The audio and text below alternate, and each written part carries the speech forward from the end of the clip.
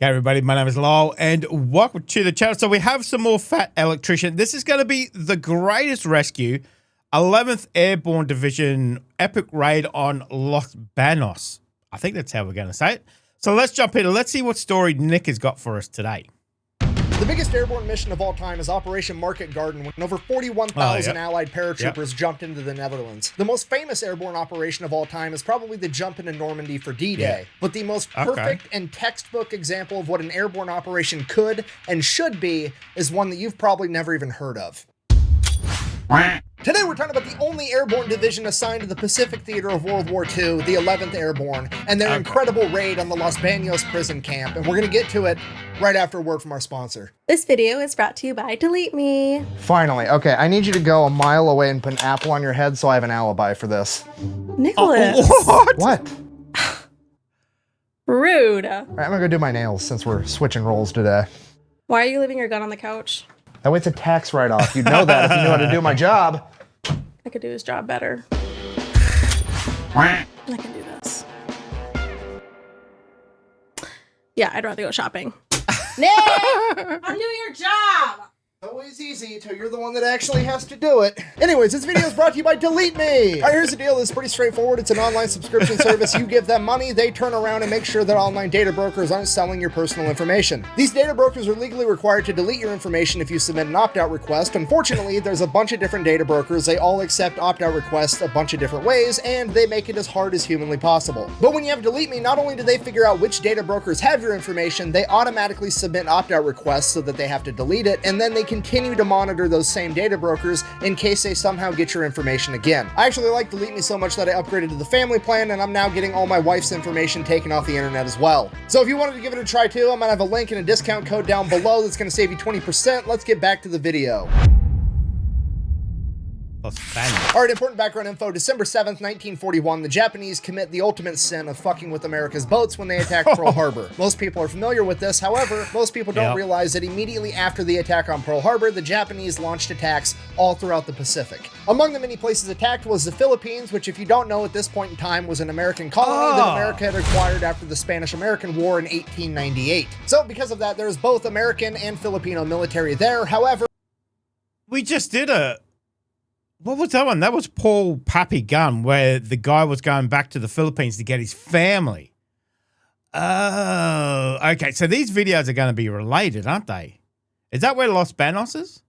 Anyway, let's listen to it. I'm assuming that's what it means. There simply isn't enough of them, and they are completely overrun by the Japanese military. After several weeks, it becomes very clear to the U.S. military and the Filipino government that they are probably not going to be able to defend the capital of Manila from the Japanese if it comes to that. So they have two options. They can A, decide to fight it out there anyways and make it as painful as possible to the Japanese, make them fight block by block, brick by brick, house by house, building by building, and make it a horrific, bloody affair. Or B, they can agree to simply leave Manila intact completely, declaring it an open city and allowing the Japanese to take it over without a fight, hopefully preserving the city and as many civilians as possible, which is exactly what they decide to do on December 26th, 1941. Okay, but here's the problem with that. Remember, the Philippines is an American colony and Manila is the big, beautiful city capital. So because of that, there's a ton of Americans that live there, most of which are just living there in some temporary professional capacity. There's doctors, teachers, nurses, diplomats, business people. There's also a bunch of representation from the Catholic Church, and a lot of the priests and nuns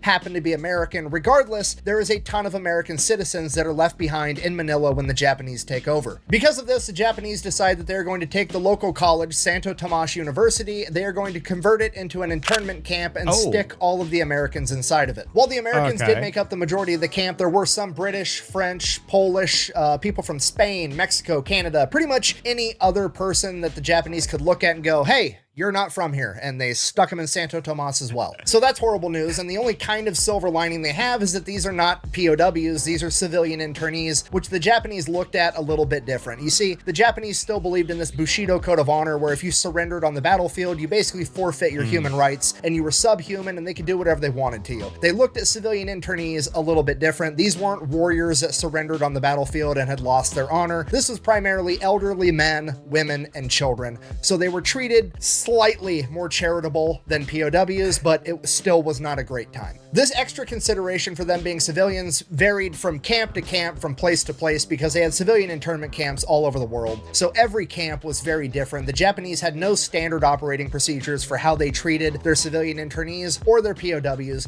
You were very much at the will of whoever the Japanese officer in charge was. And in the case of Santo Tomas, it was actually one of the better ones to be at. Bear in mind, I'm not saying it was good. Nobody was having a good time. Still a horrible place to be. But on the scale or the spectrum of being in a Japanese internment or POW camp, this was one of the better ones, which at the end of the day isn't saying a whole lot. Now, the reason it was better was because the Japanese had like a real loose control of it. Basically, they put a fence up, told all the Americans to stay inside the fence, and we're going to bring you food. If you try to escape, we'll kill you. That was pretty much how it went down. They allowed the Filipino people, the civilians, to bring the Americans extra food. The Filipino people were great to the American internees as much as they could be. They tried to deliver their mail. They were trying to give them anything and everything they possibly could, and the Japanese allowed that to happen. So that's what kind of made it more tolerable than a lot of other camps. But as World War II progressed and the Japanese Empire got weaker and weaker, conditions in the internment camp and really all of Manila as a whole got worse. Supply lines broke down. Manila's a big city. You have to bring in a ton of supplies to sustain a city. So not only did the Japanese military not have enough resources to divert to this internee camp, but the Filipino civilians weren't able to give as much either, leading to way worse conditions. It was overcrowded. There wasn't enough food to go around. So the main problem is they can't get the food from the farms into the city. So what if we take the internees and move them out of the city and just put them on the farm where the food grows? Then we don't even have to move the food as far. We just got to move the people one time, right? That makes sense. So that's what they do. They build a new internment camp. It is 40 miles out into the country. It is in a place called Los Baños, right off Laguna de Bay, the biggest lake in the Philippines. It is a naturally beautiful area. There's a ton of naturally thriving tropical fruit like bananas and coconuts, and there's also a bunch of agricultural villages that are going to be able to help get food for all the internees. And that's basically how the Japanese pitch this to the internees. Hey, it's basically going to be a happy summer camp. You guys are all going to go hang out in tropical paradise, eat bananas, and hang out till the war's over. Some people buy it and they volunteer to go to this new internment camp. A lot of people aren't really buying it, and amongst the people that aren't buying it are the medical professionals. None of the medical professionals, none of the doctors, none of the nurses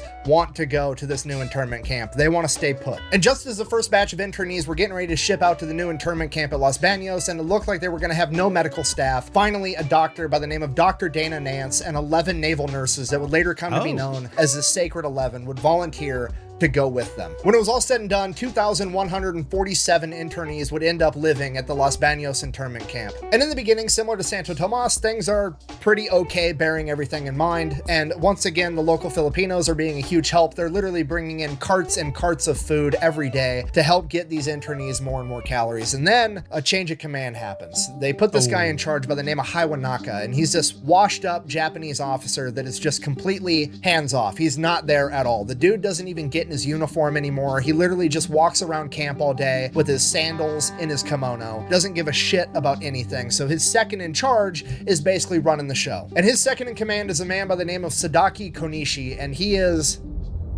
evil. There's no other way to put it. Immediately upon coming to power, he cuts the internees' rations to 800 calories a day, not because he needed to, not because he didn't have the supplies. He had all the food in the world. He just simply wanted to do it to see people suffer. He no longer allowed the Filipino locals to bring in extra food. This is an internment camp with men and women commingling naturally. Over the course of months and years, they would form relationships, and every once in a while, a woman would get pregnant, and there were, at times, multiple women pregnant or multiple small children in the internment camp at Los Baños. Because of that, the Red Cross would send dehydrated milk to the camp to give to these small children. Konishi would have his men dump the dehydrated milk out on the ground in front of starving mothers to literally starve babies. Whenever the Japanese chain of command would deliver... That's terrible. That is I mean, I know you're at war, but God, come on. Come on. Ground in front of starving mothers to literally starve babies. Whenever the Japanese chain of command would deliver fruit or vegetables, any type of produce as part of the rations, he would leave it outside for days in the sun, letting it get infested with insects before finally letting the internees pick through it and eat whatever they could. This went on for months and years, and he would continually cut rations more and more for whatever he deemed to be a transgression until the internees were eating only 400 calories a day. And as if starving thousands of people wasn't bad enough, Konishi would constantly taunt them the the entire time, never letting them forget that the only reason they were in this condition was because he said so. On one occasion, he told the men that he had 100-pound bags of rice in a storage building across camp, and that they could have it if the men would carry it over to the barracks and they could cook it and eat it. So the men that had been starving and lost a third of their body weight go across camp, carry 100-pound bags of rice into the rest of the camp for the women and the children and themselves to finally be able to eat, only for Konishi to tell them that he had changed his mind and that they needed to take the rice back or he would shoot them. And then they took the rice back and locked it away. Over time, all of the internees began starving to death and showing symptoms related to it, whether it be parasites from eating things they shouldn't be eating, a malnutrition disease known as beriberi, dysentery, or scurvy. Dr. Nance and the Sacred 11 were doing everything they could to help everybody, but ultimately, they too were starving to death. There's a lot of different accounts of how bad it got at Los Baños, but the one that stands out the most is when a Catholic priest told everybody that the only way to get out of this now was with the help of God and that they all needed to pray. And one of the nuns there said that if they were going to get out of this alive, God was going to have to send the angels to come get them. February 1943, 1 month before Los Baños would receive its first internees, the United States military activated a new unit, the 11th Airborne Division, aka the Angels. And just for the record, that's not me trying to be cute calling them the Angels because it makes my story go good. That's their actual nickname, and they got it for a completely different reason from anything to do with Los Baños. So Wow. Okay. They're looking for the Angels to come in, and the Angels are definitely going to come in. Damn. Okay. Coincidence? Maybe. I don't know. that's their actual nickname, and they got it for a completely different reason from anything to do with Los Baños. So the training of the 11th Airborne Division is extremely important, and that is because General Eisenhower is not impressed with how airborne units have performed in North Africa and Sicily so far, and he thinks that airborne divisions just don't need to exist anymore. No division-sized element of airborne should be a thing. He doesn't think it's effective. We don't need them. Another general that he respects and that he actually went to West Point with and is known for his entire career by the name of Major General Swing disagrees, and he volunteers to go back and train the 11th Airborne to show how effective an airborne division can be. So Major General Swing comes back to America to stand up the 11th Airborne to show how good airborne units can be, and his selection process to get into his new unit is absolutely brutal. With everything you hear about airborne in World War II, you wouldn't think they were on the cusp of being, you know, disbanded and whatever else. So, okay.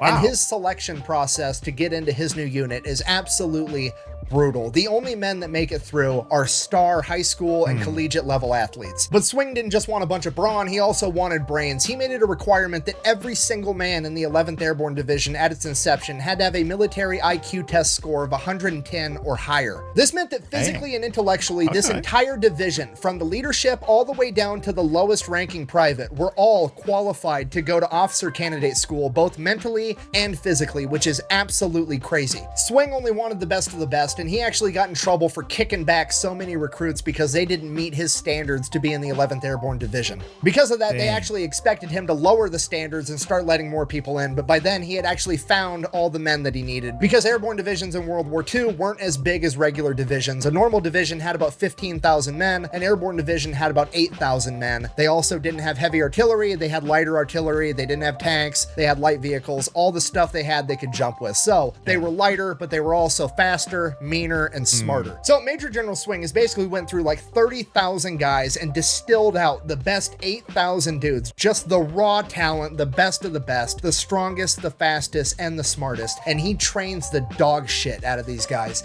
to be absolute monsters. He is striving to make this batch of like 19 to 23-year-old kids the best of the best, and he tells them as much. He tells these kids they're going to be able to eat nails and spit out razor blades by the time they're done with their training, and you know what? They believe him. Major General Swing was born in the 1800s. Dude fought in World War I. He's already been in theater in World War II, and he's telling them, you guys are the best of the best, and if anybody would know, it's going to be him, so they believe him. And this is where they start to get their nickname, the Angels. You see, they're overly athletic, they're above average smart, and they're getting their ego pumped up, and they're a bunch of 20-year-old kids. Naturally, when they go out on leave, they're going to be rowdy. If these guys aren't training to kick ass, they're partying. These guys are going out, getting hammered, getting in fights, getting thrown in jail every chance they get. They start fucking with the chain of command, thinking it's funny. At one point, they actually prank Major General Swing. You gotta realize, General Swing is born in the 1800s. The dude fought in World War I. He's the old guy, okay? He's old school military officer at this point. And those old school military officers all played polo. That was like the boys club thing. That was like what golf is now, right? And they went out and they stole Major General Swing's polo horse as a joke. And then there was also that time that they got in trouble for spear hunting for pigs using their bayonets mounted on their M1 Grand so that they could have a barbecue. The 11th Airborne guys got in so much trouble so often that it became a running joke, kind of, sort of, not really a joke, an actual point of conversation in the morning officers meeting on Monday. First order of business, how many of our little angels woke up in jail this morning? And that's where they got the nickname the Angels. Dang, and to be fair to the okay. 11th Airborne, they weren't unique in Okay. being this rowdy. This is pretty much standard behavior for all airborne units in World War II, whether people are willing to admit it or not. I mean, for example, later in the war, the 82nd Airborne was on leave over in France, and they got so rowdy that the US military had to send out a special military police unit just to get them under control. So yeah, paratroopers are always kind of wild, but back in World War II, they were exceptionally wild. But as it turns out, when your job is to lead the way into armed conflict riding a fucking kite, that's exactly the type of guy you want doing the job, a dude that gets a little bit rowdy. Speaking That's of it. kite, that does actually kind of make the 11th Airborne a little bit unique, because you could argue that they are the most airborne unit of World War II, and that is because Major General Swing made every single man in the 11th Airborne Division double certified in both parachute and glider infantry. Okay, everybody knows what parachute infantry is. Okay. We've all seen Saving Private Ryan. We've all seen Band of Brothers. It's the guys that jump out of a plane with a parachute, right? That's easy. What a lot of people have never seen before is a military glider, and I have no idea why. If I had to guess, I would assume it's because it's hard to replicate for Hollywood inside of a movie, but they were real and they're absolutely badass. It's basically a giant kite that looks like a plane that a C-47 literally tows behind it into the battlefield. So the C-47's got a bunch of paratroopers jumping out of the side of it, and it's also towing a giant plane-sized kite that's capable of carrying like 3,700 pounds and a bunch of guys inside of it. And then as the paratroopers jump out, the gliders detach at this rope, and then they glide the rest of the way into the country, land this plane. Okay, side note, unpopular opinion, this is the most gangster vehicle of World War II, okay? You know who I don't want to have to get in a fight with? The guy that shows up for military training to partake in the biggest war the world has ever seen, and when everybody else is like, oh, I want to drive a Sherman tank, I want to serve on a battleship, I want to drive an Amtrak, and this motherfucker's showing up like, fuck it, I want to drive a kite into battle 12 hours before everybody else and be surrounded by the enemy.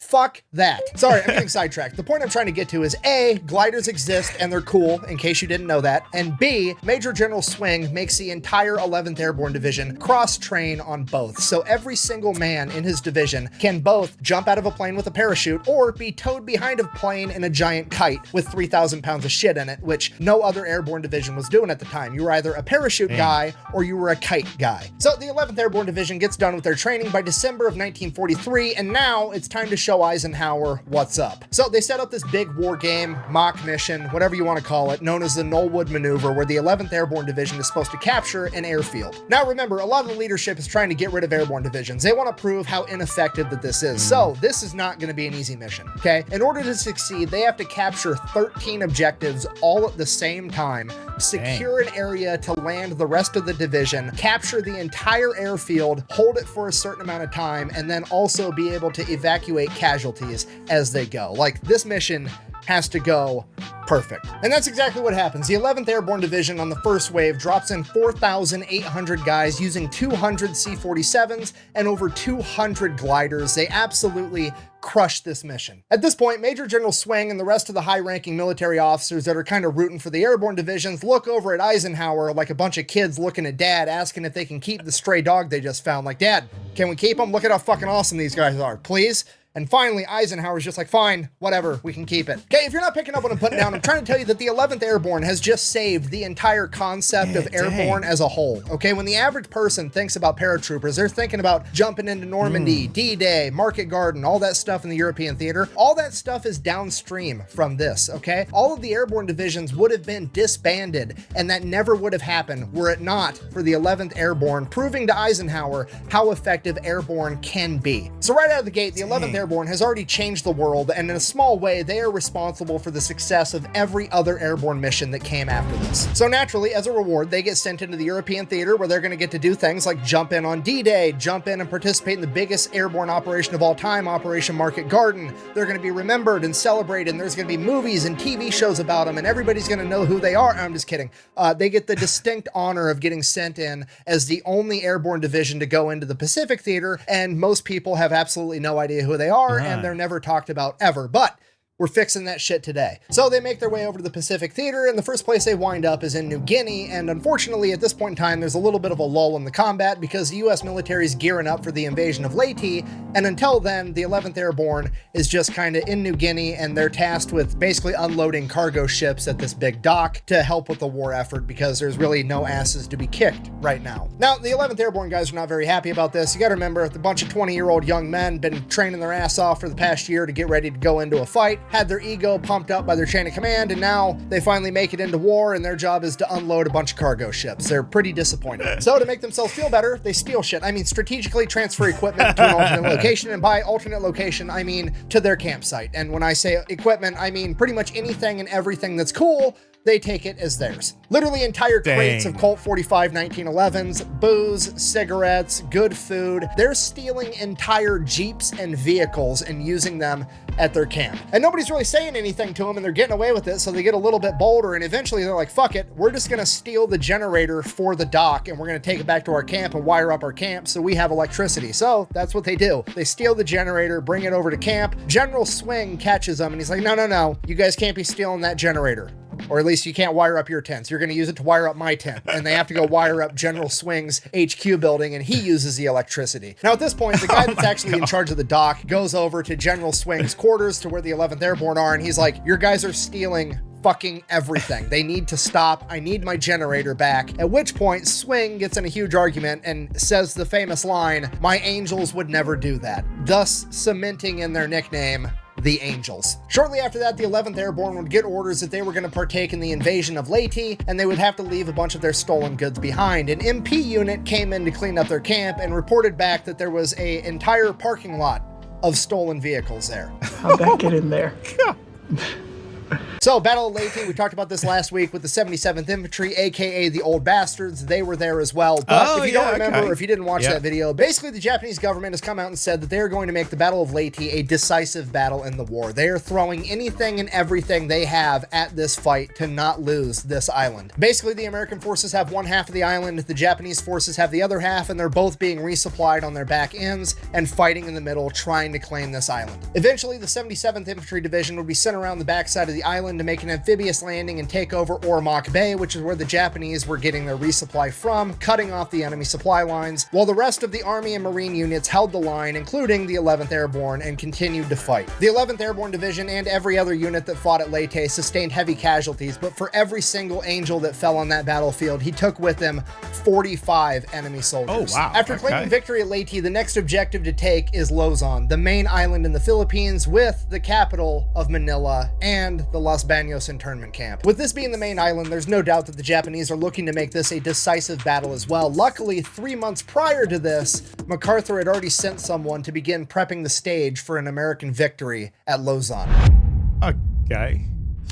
Now, rewind like 5 months prior to the Battle of Leyte, and MacArthur is still headquartered back in Australia, and he finds out that there are a bunch of guerrilla groups all over the Philippines, especially on the main island of Luzon. Now, these guerrilla fighting units kind of operated like gangs. Each one had their own little chunk of territory, and they all weren't very friendly with one another because they were all kind of competing with one another to get aid from the US military to be able to fight the Japanese better. So they were very disorganized, but some units were much more organized than others. So General MacArthur figures that if he can send somebody in there to help organize the guerrillas and then get them more supplies and more weapons, they'll be softening up the Japanese from the inside, so by the time the US forces reach Luzon, it won't be as hard of a fight as it needs to be. So he starts taking volunteers, starts poking around. Finally, he figures out the guy that he wants to send in, and it's this badass major by the name of J. Vanderpool. So he takes Vanderpool, sends him off to do a bunch of training in like how to set up long-range communication, how to set up communication networks, basically the quick and dirty on how to be a fucking spy. So that training takes about 2 months. We are now 3 months away from the Battle of Leyte, and Jay and a couple of other guys are now going to get snuck into Luzon by submarine and dropped off on the island. They have one person they can link up with for a connection, but basically their standing orders are, and I quote, "Do what will best further the Allied cause." Signed, General MacArthur, literally the top dog of the US military. The only person with more authority than General MacArthur at this point is the President of the United States, okay? This dude's orders are basically the golden ticket, the blank check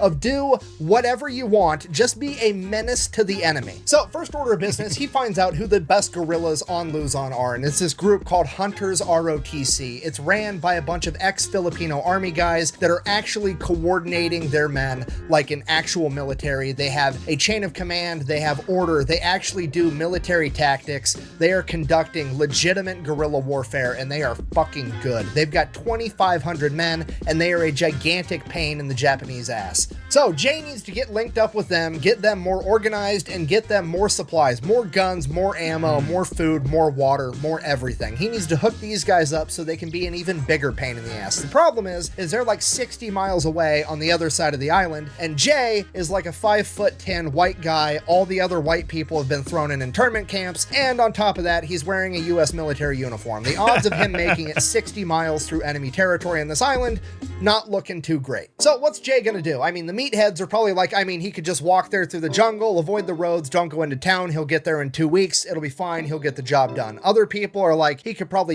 pay somebody to drive him there in a trunk, smuggle him in, that would be an option. Jay Vanderpool is just like, nah, I'm gonna go just complete gangster option. I'm gonna walk to the nearest town, go to a payphone, I'm gonna call up a fucking limo to drive me there. So that's what he does. He calls a valet service, and some fancy black SUV comes pulling up, and they're like, cool, give me a ride 60 miles away to wherever the Hunter ROTC people are. And the limo driver, SUV driver, whatever you want to call him, taxi driver, is like, I don't want to give you Americans a ride. If the Japanese catch me, they're going to kill me. At which point Vanderpool and his guys are like, look, this SUV is taking me to where I need to go. You can take this stack of cash and give me your car, or you can take this stack of cash, you can drive me there, drop me off, and then you can keep your car. Either way, this SUV is taking me to where I'm going. Are you driving or not? So the driver's like, fine, I'll do it. They drive all the way there. They pass through multiple Japanese checkpoints. Because it's such a fancy vehicle, the Japanese don't even bother to stop them. They just salute and wave them through, assuming that it's somebody important. It is fucking so stupid that it's genius all at the same time. It's incredible that it worked. It's the funniest fucking part of this story. So this happens multiple times, and they make it all the way to the village where Hunters ROTC is located. And when they get out, the leadership of Hunters ROTC just sees Americans in American military uniforms getting out of like this dope black SUV 60 miles inland into enemy territory. So the guerrilla leaders are thinking like, oh shit, these guys are gangster as fuck.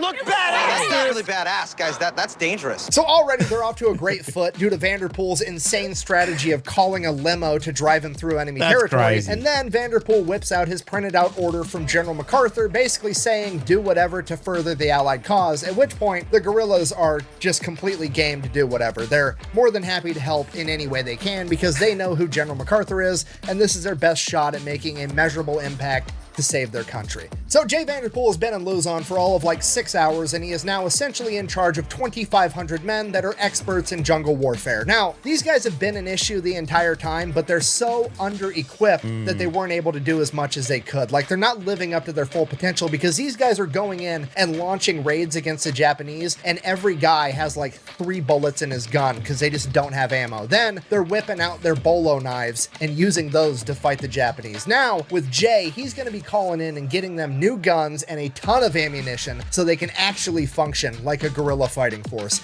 And they are going to get escalated from an issue to a fucking problem for the Japanese. Then over the course of the next 3 months, while the 11th Airborne is in New Guinea and fighting in Leyte, Vanderpool is in Luzon getting his guerrilla network even bigger. He's getting more guerrilla units to cooperate with him, and he's getting them guns and ammo as well. And he builds this entire command structure that he calls the GGC, the General Guerrilla Command. And then he teaches teaches all of them how to gather intel, spy on the Japanese, and send long-range communications. So now, not only is his guerrilla fighting force a guerrilla fighting force, but they're doubling as a spy network as well. In the span of 3 months, Jay Vanderpool has essentially turned himself into the guerrilla warlord of the Philippines. So fast forward January 9th, 1945, American forces were victorious at Leyte, and now they are making their invasion into Luzon with like 175,000 men. It is a massive offensive operation. And Jay Vanderpool, our favorite guerrilla warlord, has positioned all of his guerrilla fighters in between the American landings and the Japanese main forces. So that way, when the Japanese try to make their way to the beaches where the Americans are landing, they're going to be attacking them on the roads with ambushes the entire time, softening the enemy before they even get there to play defense. And here's what I need you to understand about this. This is 1945. The Japanese are not winning this war. It's not going good for them at all. Their supply lines are breaking down. They're having trouble getting their men ammunition, food. Everything is going about as bad as it can be for the Japanese at this point in time. Okay, if you're not picking up what I'm putting down, I'm trying to tell you that the Japanese are now the ones that probably aren't going to have a whole lot of ammo, and now the guerrillas are being backed by America, the biggest unhealthcare network the world has ever seen. They've got all the ammo on the planet. Well, well, well. How the turntables... Now, Jay Vanderpool, being the smart guy that he is, he knows this and he takes advantage of it. He has the guerrillas just start mag dumping everybody. He tells them, you guys have more ammo than them, abuse it. He even goes as far as to have the guerrillas start using an old school infantry tactic called marching fire, which is basically get a bunch of your guys, have them stand in a line and start walking towards the enemy with their rifles on their hip, and every time their right foot hits the ground, they fire. Now, this is like a World War I tactic, the theory being that you're both advancing and laying your own suppressing fire at the same time, obviously as you were marching towards an entrenched enemy with machine guns. So the tactic never really worked that great. But in World War II, in this application, when the enemy's just out on an open road and they don't have enough ammunition to lay suppressing fire back, it worked out great. In addition to that, there was also a huge psychological factor because you got to remember, Jay Vanderpool's like coordinating the guerrillas. I keep referring to him as the leader, but he's not actually in charge. The real guerrilla leaders could tell Jay Vanderpool to get fucked at any point in time, and he would have no other choice but to do so. And the reason I'm bringing this up is I'm trying to get the message across to you that these Filipino guerrilla fighters don't really give a shit about the Geneva Convention. They've never even heard of her. Believe me, you would much rather come toe-to-toe with the American military at this point in time because these Filipino guerrillas were not taking prisoners and they were not messing around. They are experts in jungle warfare, and they do not like the Japanese. The Japanese have been extremely cruel to the Filipino people for the last 3 years of the occupation, and they are out to get straight up revenge. Like if you got shot and injured going up against the Filipino guerrillas, you weren't injured for very long because as soon as you hit the ground, the bolo knives are coming out, and these guys are looking at you like my wife looks at Amazon packages, okay? And every single time I bring something like this up, I get this in the comment section. Buh! That's a war crime. Buh! To which I mean, yeah, sure, I guess, but I mean, what do you think is going to happen? Because you say it with this conviction like you think RoboCop is going to descend from the heavens and enforce justice. Because I hate to break it to you in your fragile worldview, but guess how many Filipino guerrillas got convicted of war crimes after World War II? Absolutely fucking zero. Okay, now look, I'm not saying that's right, I'm just saying that it happened. And to be honest with you, I'm not that upset about it. I mean, we've all seen those situations, right? It's not appropriate to punch somebody in the face, but also, if you're at the bar with your wife and some dude walks up, smacks your wife on the ass and says, hey sweetheart, how would you like to go home with a real man? And you turn around and punch that motherfucker in the face, fucking he kind of deserved it. And if you don't like that, that's fine. We can agree to disagree. But guess what? The good news in all of this is it's easily avoidable. All you have to do is not invade the Philippines and then go out of your way to be evil and cruel to all the locals for no fucking reason. And this probably won't happen to you, okay? Simplest concept in the world. I know a lot of people struggle with it. I'm going to say it real slow. Don't fuck around and you won't find out, okay? I hope that this lesson is helpful.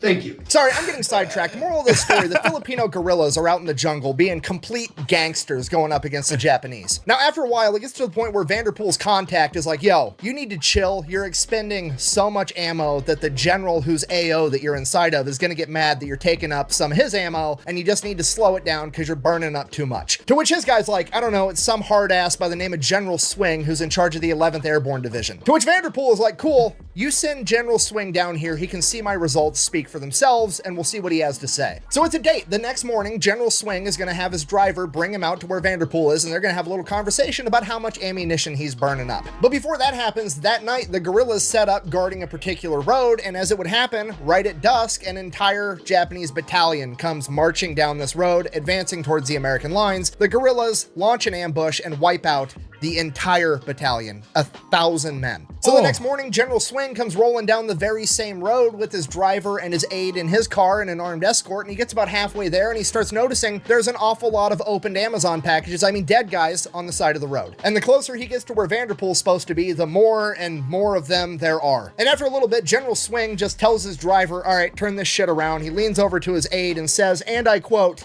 "You give Vanderpool all the goddamn ammunition he wants." So this continues for about a month as he...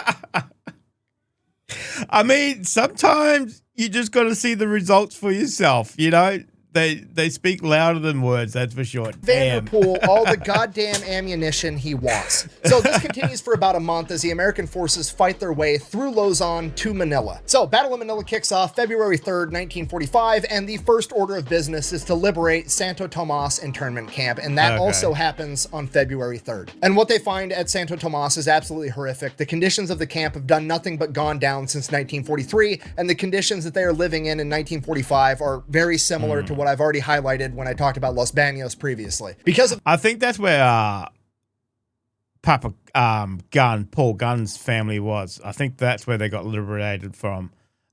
Good news, though. 1945 are very similar to what I've already highlighted when I talked about Los Baños previously. Because of this, General MacArthur himself decides that he needs to see this with his own eyes, so he goes and visits Santo Tomas and immediately decides that his next order of business is to liberate the Los Baños internment camp immediately, and he gives that order directly to General Swing in the 11th Airborne Division. Okay, I need you to understand, that's a really big deal. General MacArthur is like top dog in the military. It's President, MacArthur, everybody else. MacArthur doesn't tell individual divisions or units what to do. He doesn't give those kinds of orders. He tells entire military branches what to do, and those orders get disseminated down through the ranks amongst the different generals, and it goes through like a whole chain of command thing. He has just skipped several rungs of the command structure to give this order directly to General Swing, which speaks volumes as to what MacArthur thinks of the 11th Airborne, because he thinks that they are the exact people for the job, and he doesn't want the chain of command to fuck that up. So while the 11th Airborne Division is actively fighting in Manila, they are also beginning to make preparations to somehow rescue an internment camp that is 40 miles away. So right out of the gate, Vanderpool sends a bunch of guerrillas over to Los Baños. They're going to be living in the jungle 24/7, keeping an eye and keeping tabs on the internment camp and reporting back any intel they have. In addition to that, the guerrillas also have standing orders to make an emergency attack and try to save as many internees as possible if they need to. The reason for that is because there's a pretty big and pretty legitimate concern that if the Japanese are going to abandon that internment camp, that they would try to execute all the prisoners first. And in the unfortunate event of that happening, the guerrillas have the orders to attack and try to save as many people as possible. Now, with the planning of this mission, bear in mind that the 11th Airborne is still fighting actively in the Battle of Manila, and while that's going on, they're also trying to plan this mission, and this mission is seemingly impossible. Now, the planning of this mission is done by a young officer in the 11th Airborne known as Henry Mueller, and his plan is absolutely genius. Okay, so here's the initial problem. Los Baños is 40 miles behind enemy lines, and there is an entire infantry division between the Americans and this internment camp, approximately 10,000 Japanese soldiers known as the Tiger Division. So if the Americans launch a major offensive and try to punch through and destroy that division, they're going to radio back to Los Baños, and they're worried that that means that they're going to execute all the prisoners. So that's not really an option, meaning the only thing they can do is do an airborne operation where they jump in right on top of the internment camp. So Mueller starts getting intel back from the guerrillas, and they have this hand-drawn map of the camp and the surrounding area, and there is this big-ass field about 1,000 yards away from the Los Baños internment camp, and it is big enough for them to be able to land an entire company of paratroopers there. But you still have the issue of the C-47s have to fly overhead, the company has to jump out of the planes, float down, land, get their shit together, and run as fast as they can 1,000 yards, get into the internment camp, and stop the guards. So they figure that at best, that's going to be about 15 minutes from the moment the paratroopers jump out of the plane to the moment that they're able to land, ditch their parachutes, grab their guns, and full assholes and elbows sprint all the way to the internment camp. That is still too long. That is 15 minutes where the Japanese have the opportunity to shoot as many people as possible. Easy solution. They're going to send in the 11th Airborne Division's Airborne's recon platoon, which is like 11th Airborne Division is already above average. The recon platoon is their best guys on top of it. They're going to send in their recon platoon. They're going to link up with 800 guerrilla fighters, and they are going to be sitting right outside of Los Baños. And the second the C-47s fly overhead, they're going to launch an attack, and they're going to fight the guards in the internment camp, meaning that the guards are going to have to take up all their time fighting them as opposed to executing prisoners, and give the airborne guys enough time to get there to reinforce them, and they can overrun the camp. So this mission is already crazy. There's a lot of moving parts, but Mueller just has to assume that everything goes according to plan, because from there, it gets even harder. So when we assume that this is all went according to plan, this means that the guards have all been taken care of, and there's now approximately like 1,100-ish soldiers there between the guerrillas and the American forces,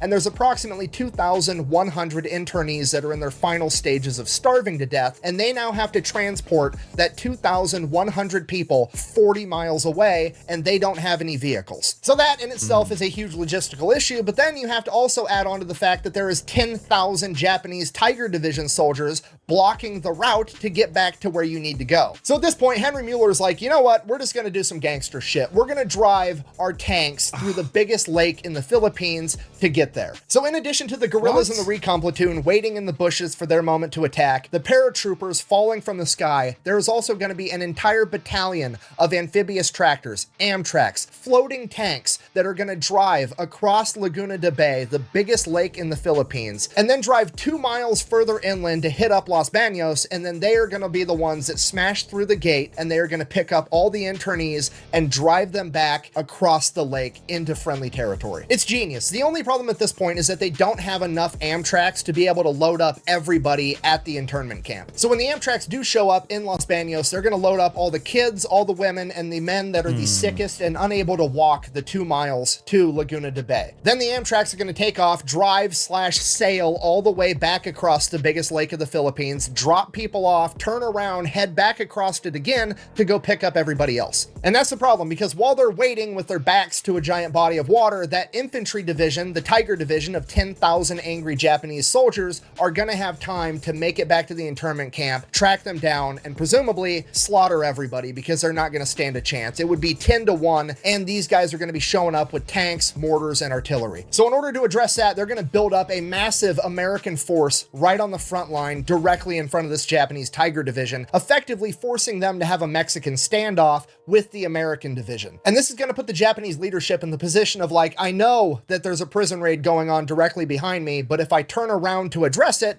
this entire American army is going to kick my ass. So they're effectively just going to have to sit there in this staring contest and let this raid go on behind them, even though they know it's happening. It's genius. Mueller is effectively playing 4D chess. So Henry Mueller takes his plan to General Swing, lays it all out, and General Swing is like, okay, let's do it. It should work. The problem is we can't do it yet because we don't have enough manpower. We're still fighting the Battle of Manila, and we've taken so many casualties between Leyte, fighting down through Luzon, and now the Battle of Manila. We just don't have the guys to spare right now, but we're going to do it as soon as we can. So they're forced to kick the can down the road for like 2 weeks, and during this 2 weeks, somebody from Los Baños escapes the prison camp and makes their way over to the 11th Airborne's area of operation, and they get picked up, and Mueller hears about it. So Mueller wants to talk to this guy. He wants to know everything about the camp. Maybe he's missing something. Maybe there's something he could do to make his plan better, make it more effective, save more people. So Mueller brings this guy into his office and they start talking, and this guy he's brilliant. He's memorized everything. He was previously an engineer, and this dude went as far as pacing off different buildings. He actually had measurements of how far it is from the gate to this building, from this building to that building. Okay. He knew where every machine gun emplacement was. He was able to draw out a very accurate map, every guard tower,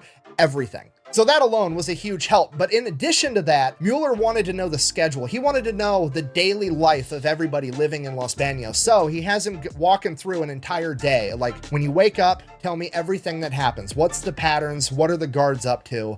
What's the deal? At this point, the gentleman informs Mueller that every single day it begins with most of the guards, like 99% of them, all but like 20 dudes that they leave at the guard towers, proceed to go lock all their guns in their barracks, and then they go out in the field next to the internment camp in their underwear and sandals and do calisthenics. They're out there doing stretches and push-ups and shit to stay in good fighting shape. To which Henry Mueller's like, fucking squeeze me? You mean to tell me that if I time this mission right, I literally get to catch these guys outside of the internment camp in sandals and their underwear while they're tired and sweaty. I gotta go. He goes straight to General Swing's office and he's like, hey, we got to move up the timeline for this mission. The original schedule was that the paratroopers were going to be jumping out of the C-47s at 8 o'clock in the morning, and Henry is like, we got to bump that back. Yep. They got to jump out at 7 in the morning, right in the middle of these guys doing push-ups in their underwear. We're literally going to catch the enemy with their pants down. Now, the reason he had to go all the way to General Swing to get this approved was because before that, the earliest they could be there was 8 o'clock in the morning. The reason for that was because they wanted the C-47s to have the light of dawn to be able to take off, just because it's easier getting that many planes in the air when everybody can see and it's not dark out. But everybody pretty much agreed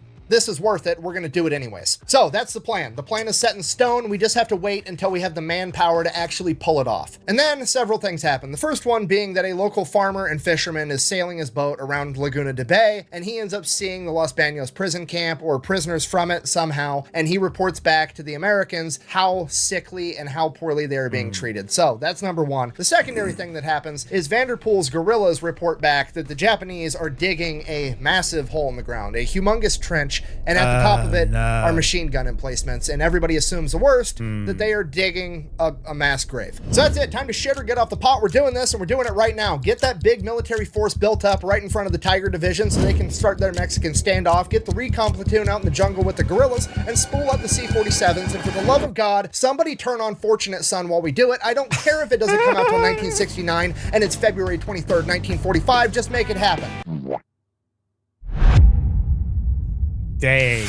Early morning, February 23rd, 1945, all of the 11th Airborne Division guys start loading on to the C-47s. Now, originally they had just slotted one company to go in and make this jump, but a lot more than just one company worth of guys ends up showing up. Now, I can't prove this with any official military document. They weren't on the manifest, but it was very much one of those situations where everybody in the 11th Airborne Division wanted to be on this mission, okay? They'd already been through hell together. They fought through Leyte, they fought through Luzon, they're in the Battle of Manila, and they had freed Santo Tomas, and all of them had seen the horrors that were happening inside of that POW camp, and absolutely everybody wanted to help. So more guys showed up, whether they were supposed to or not, and they jumped as well. So they load up into the C-47s, they take off. Problem, one of the C-47's landing gear won't retract back up into the plane. Apparently, in the darkness of night, one of the maintainers on the ground forgot to pull the locking pin out of the landing gear, and now they can't pull the landing gear up, meaning they can't get up to speed. They're gonna miss the hit time. Okay, right out of the gate, that's a big fucking problem. I mean, it's only one of the planes, so it's got approximately like 28 paratroopers in it, but in a mission this small, 28 guys can be a make or break amount of dudes. And we don't have time to turn around, pull the pin out, and get that plane back up into the air. We can't have all of the C-47s slow down because then none of them will make their hit time, and they all have to be there when they're supposed to be there because those Amtraks are showing up on time, the recon platoon and the guerrillas are showing up on time, and most importantly, we got to catch the enemy literally with their pants down in a field doing push-ups. At this point, the pilots are like, fuck it, I'm just going to floor it the entire way there with the landing gear down. I'll just beat the atmosphere into submission for the next 40 miles, to which the radio tower is like, you're going to blow an engine if you do that. And the pilots respond with, well, let's hope I blow it on the way back. And I think we can all agree that's gangster as fuck. Well, that's going on. The recon platoon and the scouts are going and they're getting into position. And one of the recon guys, a guy by the name of Terry Santos, as he's coming up to the camp, approaches this guard hut that's like kind of right out in the middle of nowhere. It's like an early warning system. And inside of it's just one man sleeping on his gun, and he's got a field phone in his other hand. And Terry pulls out his knife. He's gonna kill this guy. But then he stops. He realizes that this guy's out there as an early warning system. He's probably got to check in every hour, every half hour, every 15 minutes. He has no idea. And if this guy misses a check-in, it's going to put the entire camp on alert. So he resheathes his knife and just sneaks past him. Okay, side note, luckiest Japanese soldier in the entire story, and he's being a complete shitbag. So all I'm saying, sometimes being a shitbag could save your life. I mean, what's the shitbag's creed? Never stand when you could sit, never sit when you could lay down, and never be awake when you could be asleep. Yeah.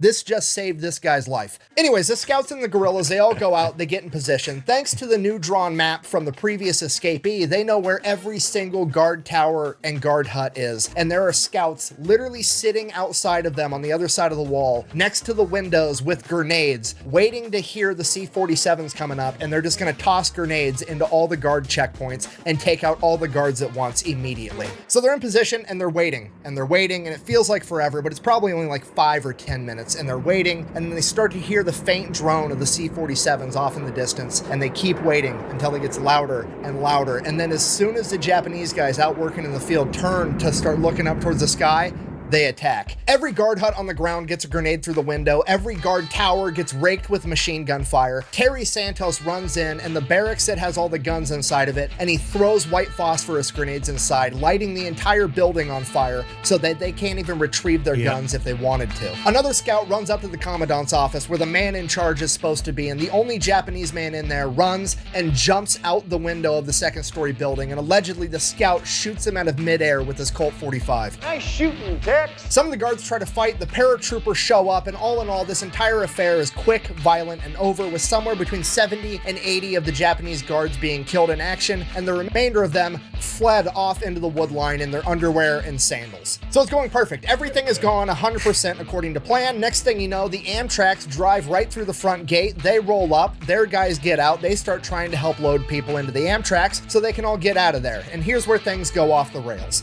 You see, what they didn't anticipate in this plan was a lack of cooperation from all the internees. And to be fair, they're not trying to be difficult. They don't want to not cooperate, but they don't realize the gravity of the situation. In their mind, you gotta remember, they're starving, they're hungry, they've lived here for the past 3 years, this is their home. They think that the Americans have come to save them and they are now behind friendly lines. They don't realize that they're 40 miles deep behind enemy lines and that there's an army of 10,000 Japanese soldiers coming to potentially kill them at any moment. And the army guys don't exactly have time to explain that to 2,100 people, so they're kind of sitting over there like, guys, I need you to get on the Amtraks right now. And they're like running back to the barracks like, oh, let me go pack my bags real quick. No, we don't have time for any of that shit. It's chaos. It's a complete shit show. There's 2,100 starving people running around trying to pack their bags. There's people coming out of the barracks with furniture and mattresses and shit. The paratroopers are 100% just channeling that dad energy of like trying to get mom and the kids out of the movie theater, into the car, sit down, buckle up, shut up so I can get us out of this parking lot to beat all the traffic out of here. They're channeling that energy. And finally, they're like, no, we're not bringing any of this shit. The clothes on your back and you get on the Amtrak. We have to leave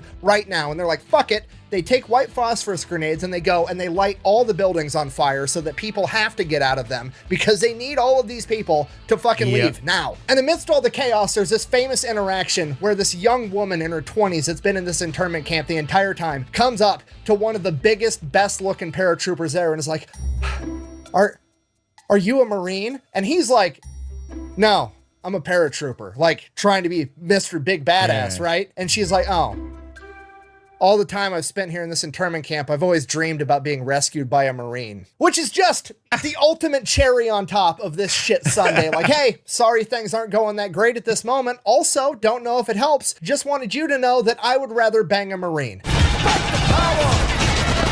In addition to that, there was a bunch of Catholic priests and nuns that had dropped to their knees praying, thanking God for literally sending angels to come and save them, at which point the angels are like, bro, do that on the Amtrak. Get up and then go take a knee in the tank so we can get this shit going because I'm trying to actually finish saving you guys. I'm not done yet. And this is my favorite part of the story, right? Because Amtraks all have names painted on the side, right? They're like tanks. Like the crew gives their tank a funny name or a cool name or a badass name. Like Jean Lafayette Poole called his M4 Sherman tank In the Mood. Well, this particular Amtrak that they loaded up all of the Catholic priests and nuns onto, on the other side of it, its name was, and I quote, the Impatient Virgin, which is fucking hilarious. Anyways, all the Amtraks get loaded up to maximum capacity and they take off. So now we've got all the paratroopers and somewhere between 500 and 600 of the healthiest looking internees available, and they're gonna have to walk 2 miles over to the lake. Okay, now cut back to the Amtraks. They're driving to the lake and they start taking fire from the tree line. They can see the muzzle flashes off in the distance. So one of the American soldiers in one of the Amtraks is trying to get up to the 50 cal to return fire, but there's so many internees in there and nobody's listening. They're all cheering and talking and nobody can hear him. He's telling people to move, but they're not listening. So he finally just literally gets on top and crawls over people to get onto this machine gun to start returning fire. And this dude is just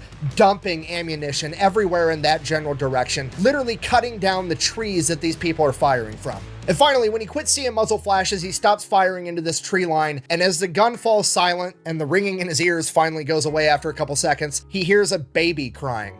and he looks down and there's an internee woman that was obviously starving to death, and she was holding a 3-day-old baby named Lois, and the baby was crying because one of the hot brass casings from the 50 caliber machine gun had fallen down and burnt this little 3-day-old baby's face. And this American soldier's name was Dwight Clark, felt like the biggest piece of shit on the planet because he had just burnt this little baby's face with a brass casing. But as sad as that is, everything works out as best as it possibly could because they get all of the internees across the lake, drop them off, turn back around, go pick up everybody else and bring them back safely. They got every single internee in Los Baños out of that camp. Okay, worth mentioning, prior to this mission, the chain of command always sets parameters as to what's going to deem this mission a success. And this mission being successful was if they were going to be able to liberate 1/3 of the internees, and they got all of them. Unfortunately, not everybody would get a happily ever after.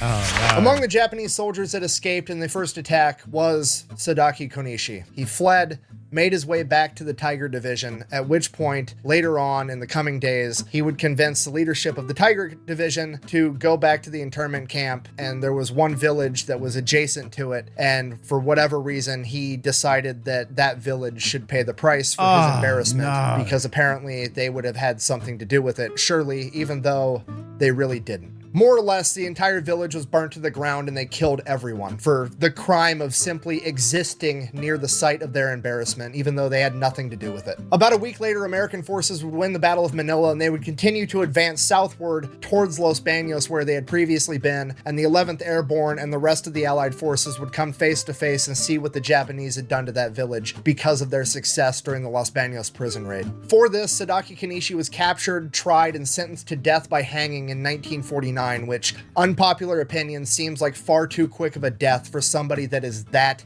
evil, but I don't know, maybe I'm a bad person. But the good that came out of this was that over 2,000 internees that had been tortured and starved for over 3 years would finally get to return home and live happily ever after. The Sacred 11, the naval nurses that volunteered to go and helped keep all of these people alive while also living under the same conditions, were all awarded the Bronze Star and are highly regarded as heroes. The 11th Airborne Division got almost no break from the combat as they continued to finish clearing out the Philippines. The raid of Los Baños is considered to be the most perfect airborne operation that has ever been executed and is deemed as a great success. Despite that, most of you have never even heard of it.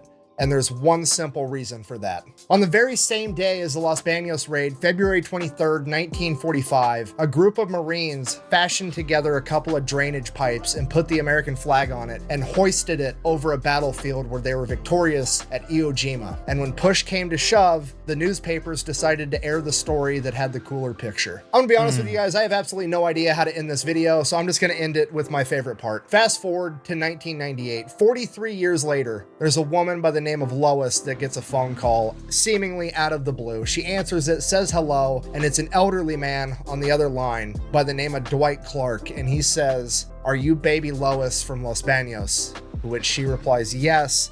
And the next thing he says is, "Do you have scars on your face?" This man fought through the Pacific in World War II. He has probably both seen and had to do horrific things to survive. And out of all of that, it has tormented this man for the past 43 years, knowing that he may have hurt a sweet, innocent little baby. And after that time, 4 decades, he finally finds out that she did not have any scars on her face. And that is probably the happiest ending with the most closure that I could possibly give you. So, thank you for watching. Best way to support the channel is go buy some merch over at thefatelectrician.com. Quack bang, out.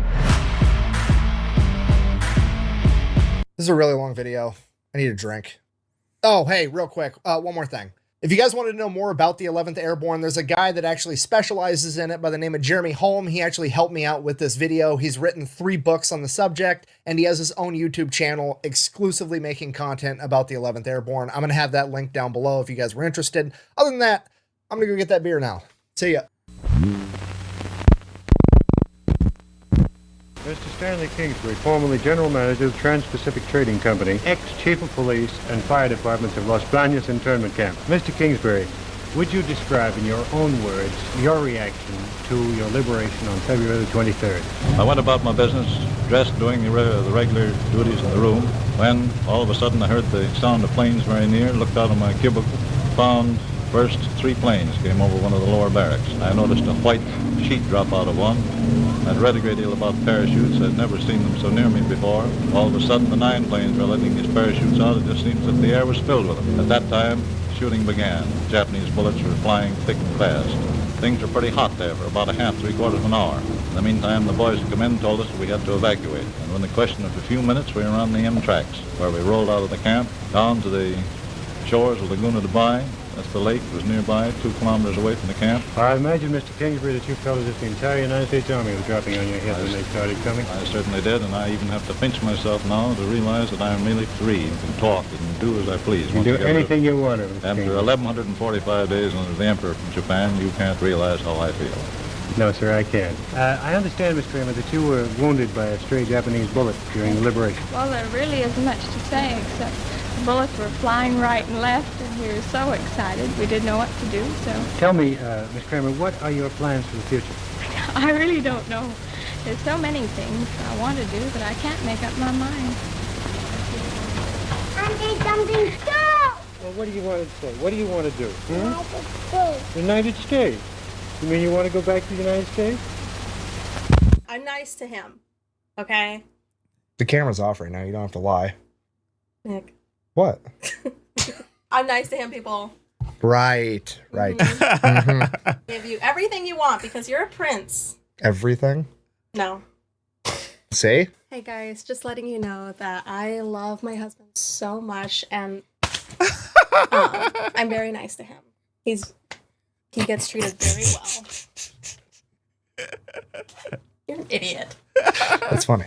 Next, I'd like to introduce 3 charming young ladies, 3 sisters, who help making the lonely hours much happier. The Fernandez sisters. There were 3 little sisters, who lived in Manila by the sea. Still some tiny island farmers with love and heavy bombers came to set the Filipinos free. And the 3 little sisters were sent o'er the hills and far away to a place called Los Baños, por Dios por cuantos años, but that alas no one could say. I tell you what, after all that crazy story, that massive build up and, guerrilla soldiers and all these other different platoons, and just to see those people at the end there, the real people of that camp, and hearing that story about the baby, that's what it's all about. That's why it was worth it. Oh my God, that was a crazy journey to get to that point where they've actually saved those people from that camp. Damn, what a story. What a story. What a lot of moving parts too. Almost that whole idea of paratroopers being disbanded to being saved to become such an integral part of the missions in World War II. That's a crazy story.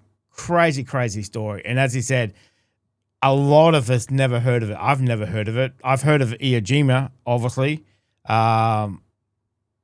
It's just crazy. Absolutely crazy. But wild story, but actually got to save everybody. But unfortunately, as he said, the village next to it, I should say, weren't so lucky afterwards. It's just like, you get this wonderful story about, this happy ending that they all got saved, everything else. And then you hear about the poor village and it's just like, dang, just could not let it go. Couldn't let it go. That defeat that he felt, and he just, as he said, he was obviously an evil man anyway, but he obviously didn't like that defeat and then took it out on somebody else.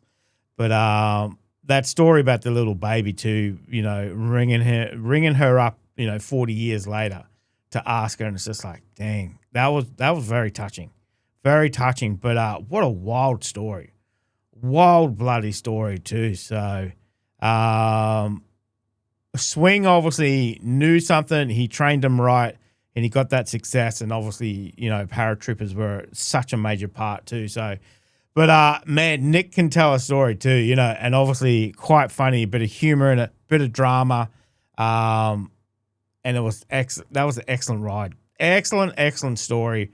Wild journey through that build up and actually coming to that rescue of the camp as well. Absolutely fantastic. So let me know if you enjoyed that one, guys. Thank you very much for joining me today. Make sure you stay safe, and I'll definitely see you in the next reaction video. Oh, you're still here? You want more content? Why don't you check out my Patreon down here? You'll get plenty more content and some exclusive videos over there too. If not, why not check out this one over here?